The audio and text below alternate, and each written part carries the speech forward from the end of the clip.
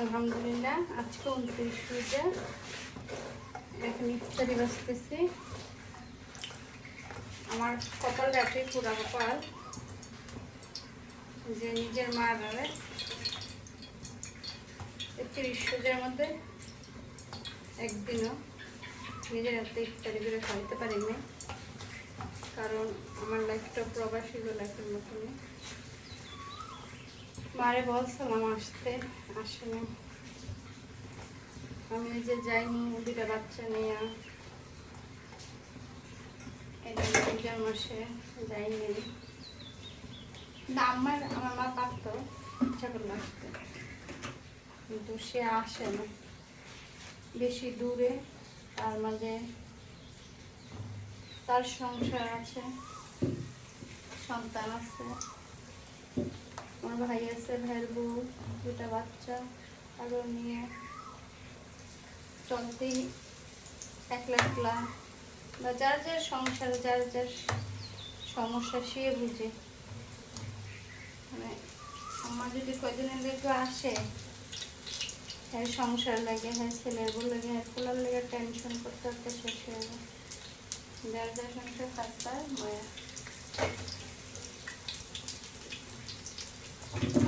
আমারও লাগে, কিন্তু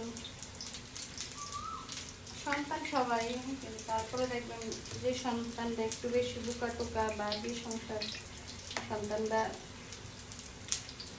ভুল টুটি করে লাইফে চলতে ফিরতে, ওই সন্তানটার লেগেই লোকমা বেশি মায়া করে।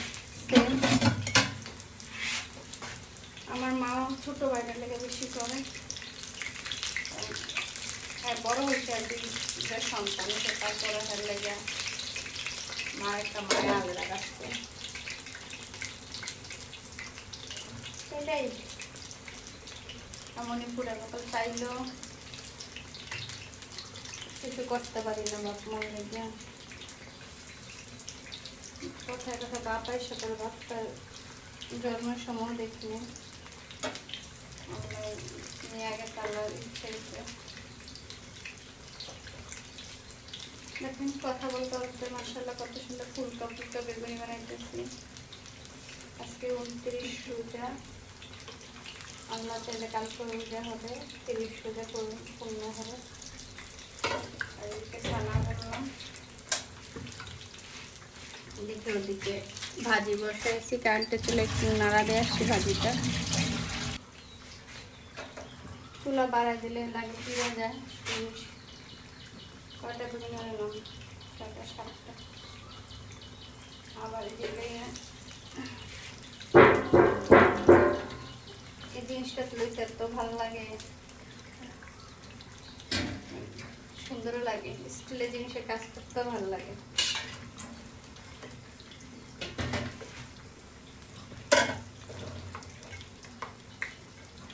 এখানে আরেকটা বেগুনি বানাই যায়। আমি সবসময় প্রতিদিন বেগুনি আগে বানাই।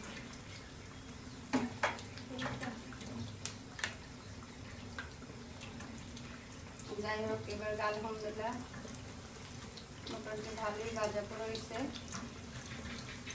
এমন একদিনও বাকি মানে যায় না যে ভাজা পোড়া আমি ইফতারি বানাইনি।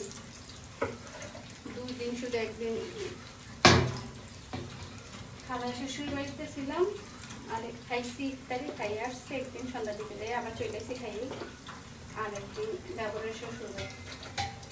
আর প্রতিদিনই বাসায় ইফতারি বানাইছি, কখনো বাড়িতে ইফতারি না খাই না। আমার বিয়ের পর থেকে কোনোদিন ইফতারি বাইরের না খাইনি।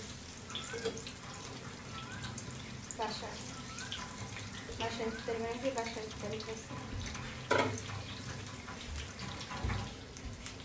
কি হয়েছে বাবা? কই আমার সাফনটা কোথায়? দেখি না তো আমার সাফন কোথায়। কোথায় তুমি? তোমাকে দেখতে পেতেছি না বাবা। এদিকে আসো দেখি, হাত ধুইতেছো না? চেন না, মুড়াতে দাঁড়ায় না, লাল মুড়া দেখো কোথায়। তুমি বাইরে গেছো, তোমার জন্য আমি টেনশন করতেছি, তুমি কোথায়?